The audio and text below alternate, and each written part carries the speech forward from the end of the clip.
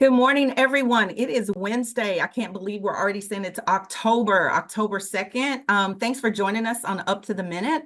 I'm Andrea Bonner, chair of HCC's Consumer Arts and Sciences Center of Excellence. And I have the pleasure of being joined with my partner today, Stacey Hawkins, who is HCC TV's media producer, and she's also an adjunct, pretty busy woman, who's going to tell everyone how to find us today. Stacey?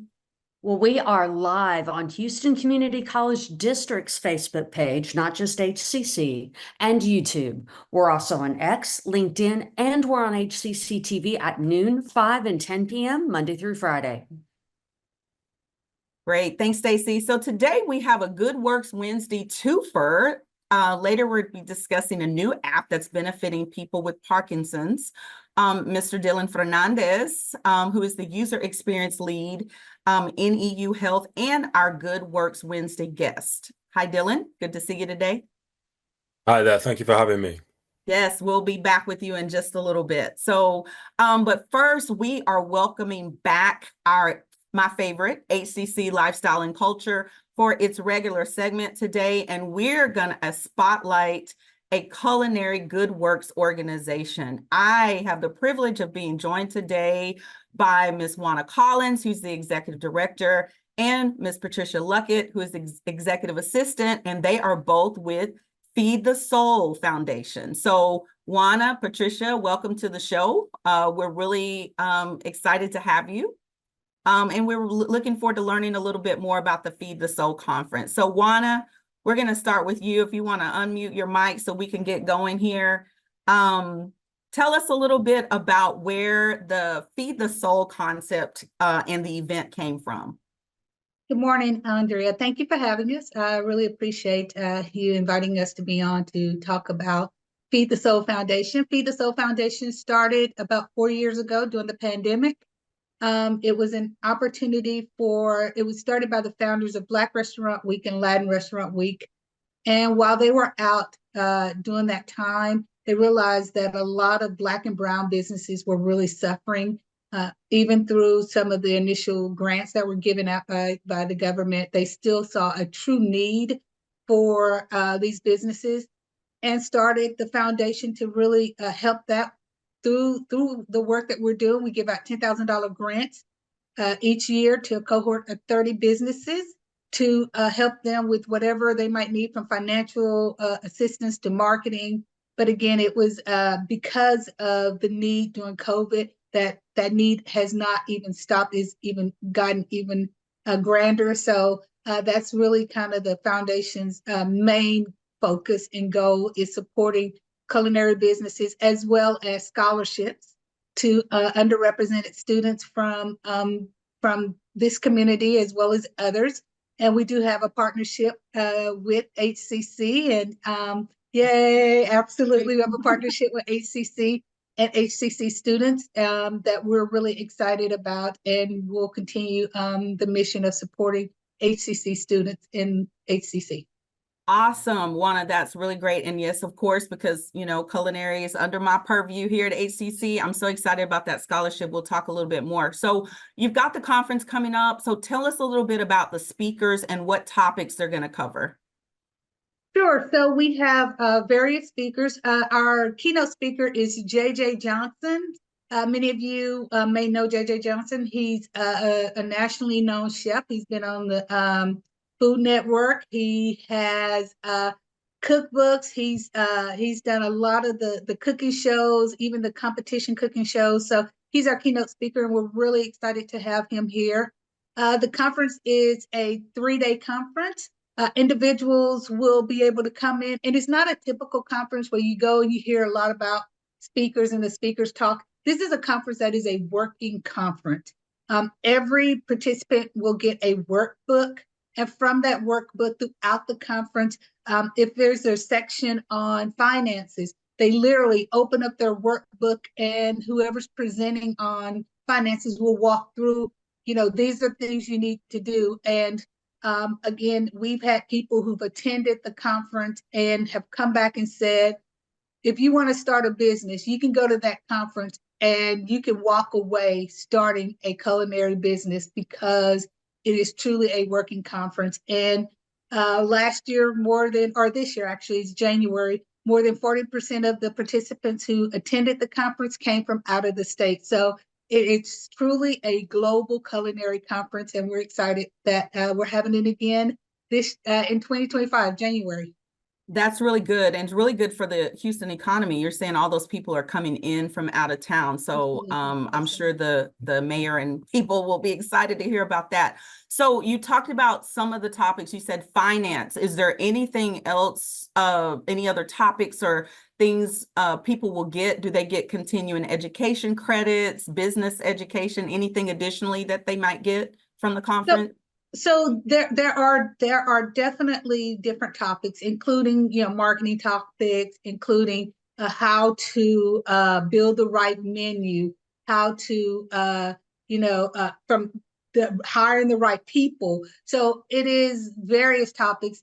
We are in the process of seeing how we can, and possibly with HCC, how we can make this an accredited certificate conference where people can get the extended learning certificates to carry them forward as well. So that is another conversation that we're having with HCC, and really happy about that as well. Awesome. Well, let's bring Patricia into the conversation. Patricia, we're glad to have you today. I'm gonna let you unmute yourself so I can ask you a couple of questions. So how does the conference aim to address challenges that entrepreneurs, culinary entrepreneurs are facing? And I know Juana talked a little bit about that. Anything else you'd like to share? I think one thing that person that's going into the culinary business that feels that, hey, I can cook, I'm a good chef, so I can run a business, but they have no idea of what it takes on the back end. So we're educating the chefs and the entrepreneurs. We have one of the 2 days is a launch pad session where we will dive into exactly how to start a business, not just how to cook, but making sure that you're pricing your menus correctly so that you can make a profit. Because we found out that businesses, a lot of culinary businesses only stay in business for a year or so. So we want to make sure that once you start your business, 5 years later, you are celebrating a 5-year anniversary. That's great. That's great, because I do like to frequent restaurants, and I hate when I go back and I'm like, what happened? They were so great. They're not here anymore. So who can attend the conference, and is there a cost for the conference? Yes, anyone that's interested in the culinary business can attend. We have bakers, we have food truck owners, we have pop-up shops, so chefs, anybody that wants to learn exactly how to run a business, or people are welcome. And the price is $250 for the 2 days, and of course you can attend either the launch pad or the main conference with the $250, and it will be held at Rice University this year. Thank you. And I know if I could just jump in real quickly, we do have an early bird special. Great. So if you go ahead and you register now, you can participate in the conference. It's $150 to participate. So yeah, there's like a discount on it. So we're encouraging people to go ahead and register early for the conference. That's a steal, 150 or 250 for 2 days, and you're getting all of this great knowledge. Is really good. And you mentioned earlier HCC, our culinary students are going to be volunteers for the event, and they're also able to, pop into a session here and there and get some information. So we're super excited that they're going to be able to do that. I know I'm getting a time cue that we're about 1 to 2 minutes out. So what do you see as the future of the culinary business, and how does this conference kind of fit into the vision? If you can answer that quickly before we close out. Sure. So the other thing I'll say real quickly is I want to also thank HCC, because part of the conference will be having the participants come over to HCC to see the HCC kitchen as to where you guys work out of. So I know I didn't answer that question, but I really wanted to say thank you, HCC, for doing that. And where do we see the business going? I think businesses will still continue to grow. Businesses will still continue to come about. I mean, every time you turn a corner, there is a new restaurant opening. But I think the great thing is an organization like ours, we're not just here to help businesses. We're here to grow and sustain businesses. Yes. And all of our businesses who've gone through our business development program have seen success. And there are some success stories. We have this one owner who is now working as a vendor at the US Open, all because she came through our program and she understood how to negotiate contracts and things like that. So there's a lot still happening.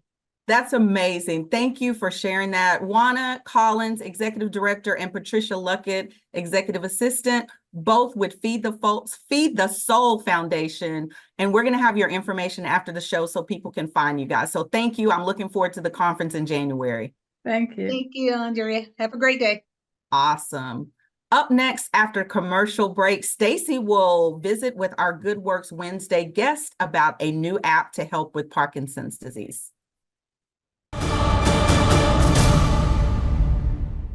When I grow up, I want to work in a lab to build robots.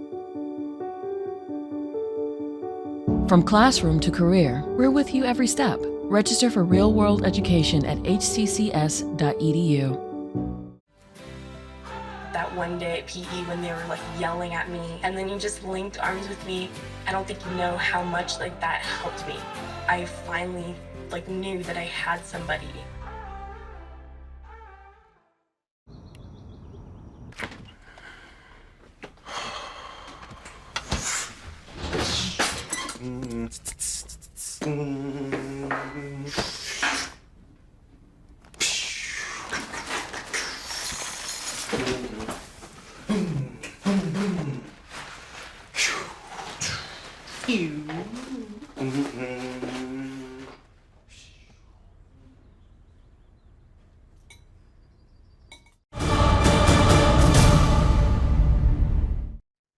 And we're back with Dillon Fernandez, User Experience Lead for New Health and our Good Works Wednesday guest. Welcome to the show, Dillon.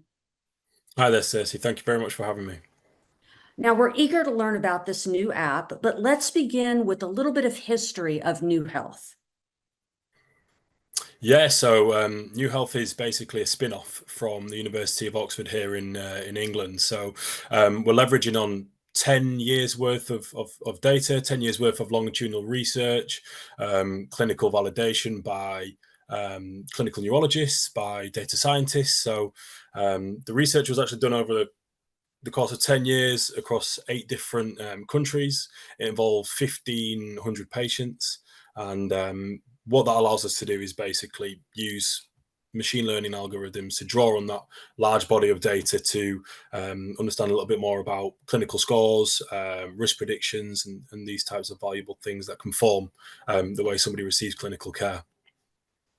So tell us about this new product, this new app. Yeah, so currently at the moment we have a Parkinson's remote patient monitoring product. So ultimately what it's able to do is it turns your mobile phone into a medical device, and the majority of people these days have smartphones, so it's quite fairly applicable across a lot of the population. So what it does is it allows patients to objectively monitor their Parkinson's symptoms and provide real-time data to the clinician. So the clinician receives the data on a series of graphs and what we call dashboard to basically monitor the Parkinson's patient remotely and stay up to date on a regular basis rather than making subjective decisions based on what they see in clinics. So alongside that, they have the ability to get medication reminders and prompts to remind them to take that medication, and that's all in a comprehensive medication diary they're able to view that. So alongside that, there is educational resources, things that patients are able to read upon and upskill themselves around to help best manage the Parkinson's, or actually away from the clinical setting. So that's the Parkinson's product. We actually have just released a dementia and mild cognitive impairment product as well, to look after the cognitive side, to measure the cognitive side of neurology patients as well. Now tell us a little bit about the user base in the UK. Yeah, so currently actually in the UK, we're working with four trusts, soon to be five, here within the NHS. So within that, it's around about 330 patients that we're covering with at the moment, split across those four trusts. That will obviously increase in the near future when that fifth one does come on board. Within those 330 patients, we're seeing engagement figures like nearly 11,000 movement exercises performed, around about 44,000 medication acknowledgements. And yeah, that's continually looking to grow, and we're very much hoping that that's going to be an accessible solution in the US soon as well. That's incredible. Now, what are some of the benefits both to the patient and their clinician? Yeah, so if we're focusing on the patient first, there's a variety of different benefits that person can have. A couple of the benefits that we found from the variety of different sort of programs that we've done is increasing numbers in things like confidence and empowerment. We're seeing figures around about 18% increases over the course of a 6-week period for some pioneers that we actually had do some testing with us. Quality of life as well is a figure that's carefully managed, carefully evaluated, and you're looking at around about a similar sort of increase there, around about 10% over the course of that 6-week period. So patients are able to not only just have sort of subjective improvements around their sort of the feelings, but also on the other side of things, they're getting a higher level of care because they're being monitored over the course of time. It's rather than just having that subjective viewing.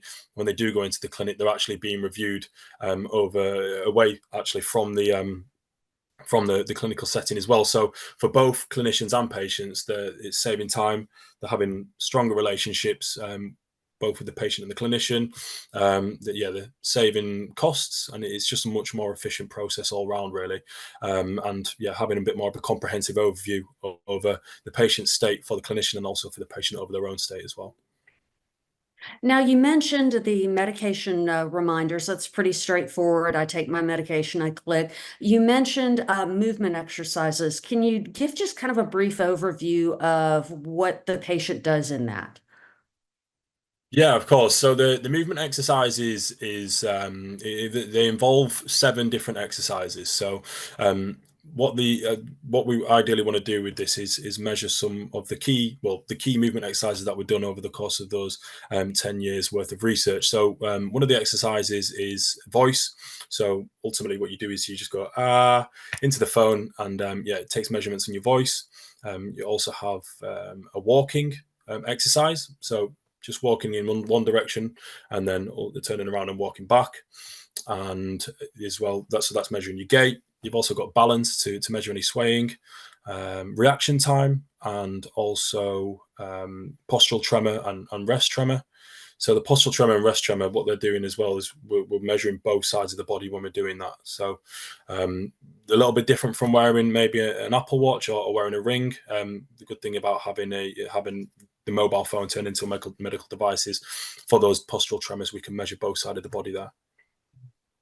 Yes, absolutely. Now, you're moving into the US with this app. Tell us a little bit about the testing for that and how that's going to progress.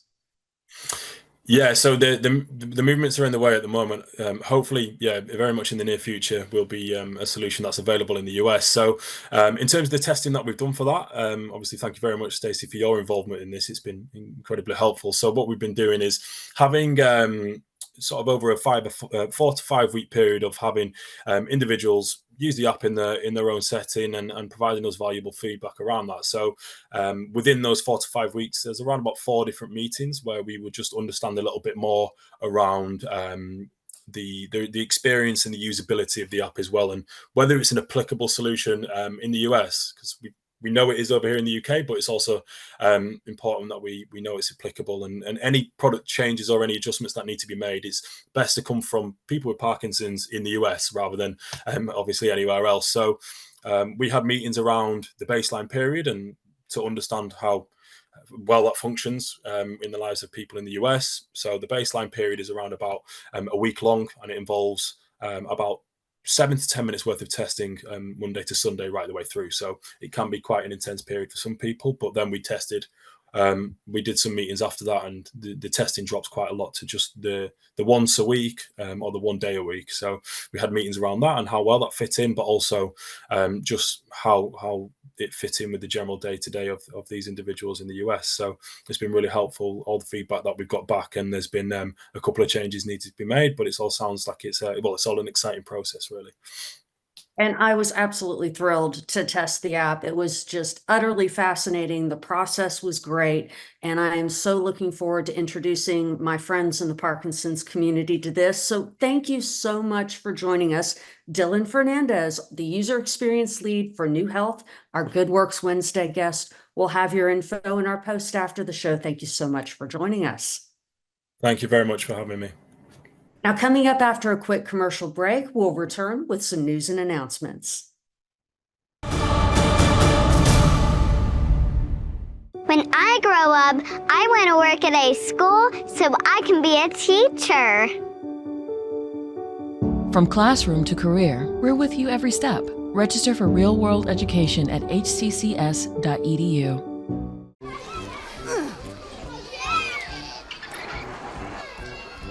If you love them enough to crawl into a play place to get them to come down, then surely you'll check nhtsa.gov/the right seat to make sure they're in the right car seat. Today I'm going to talk to you about physics. Come on in, girls. Let's go. This is the first rocket to get humans to Mars. Really tall. I'm a rocket structural engineer, designing and building parts of the rocket. You are the generation that will be stepping foot on Mars. Do I have a group of astronauts on my hands? Yes. You can become a rocket scientist or whatever else you want to be.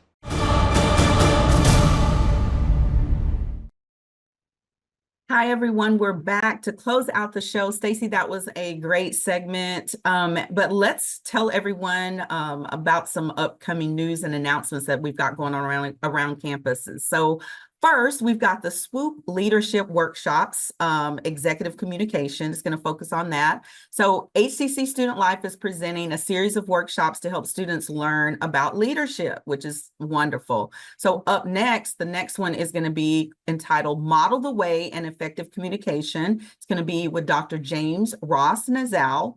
It's going to be 10:30 a.m. to noon this Friday, October the 4th.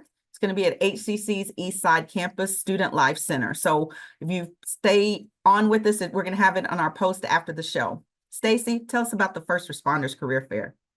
HCC is hosting a First Responders Career Fair for our current and former first responder students to help them meet up with employers. This is going to happen on Wednesday, October 9th. It's going to be from 10 to 11 a.m. at HCC Northeast Caldwell Hall Learning Hub.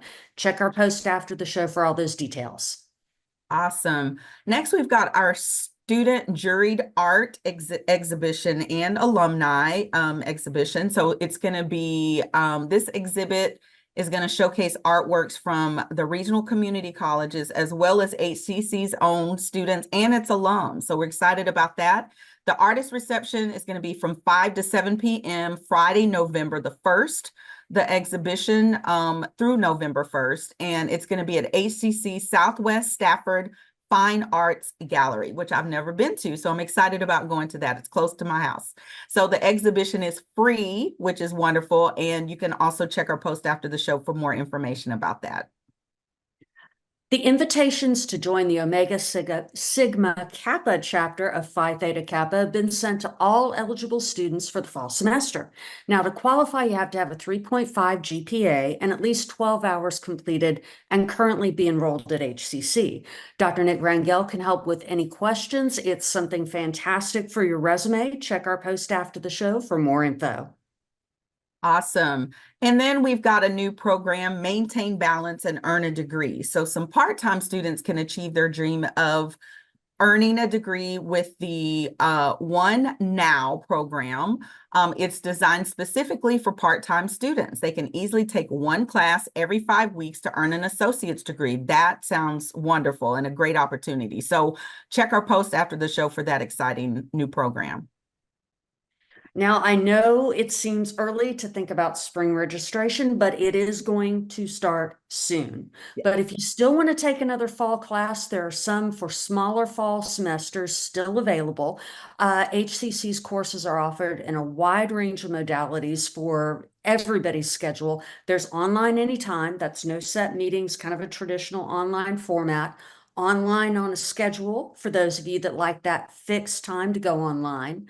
Hybrid if you want both face-to-face and partially virtually, in person, and then in hybrid lab format. So to learn more about those programs, start dates, and of course options to cover costs, there's lots of financial aid available.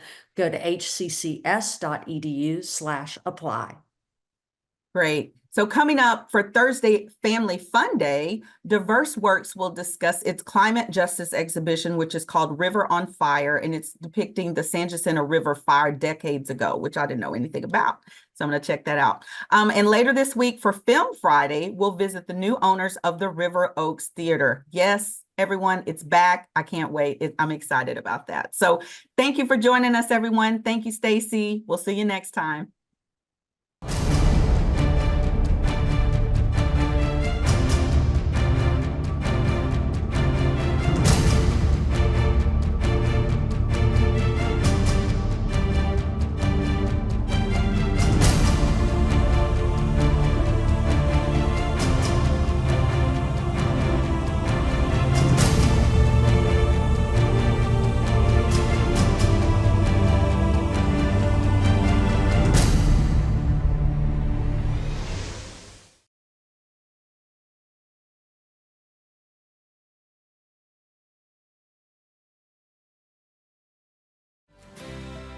That one day at PE when they were like yelling at me, and then you just linked arms with me.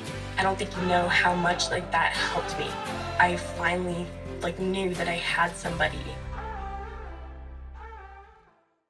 How prepared is your family if a tornado shows up at your doorstep, or a flood, or a hurricane? You can't just turn away a natural disaster. That's why it's important to go to ready.gov/plan now. It has the tools and tips you need to make an emergency plan with your family. So if disaster comes knocking, let's go. You'll be ready to help keep your family safe. It's just a pizza. Yes. Make a plan today.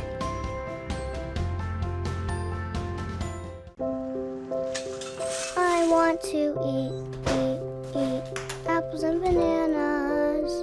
I need to eat apples and bananas. Why can't I eat apples and bananas? Support the Feeding America nationwide network of food banks to help provide meals to those in need. Join us at feedingamerica.org.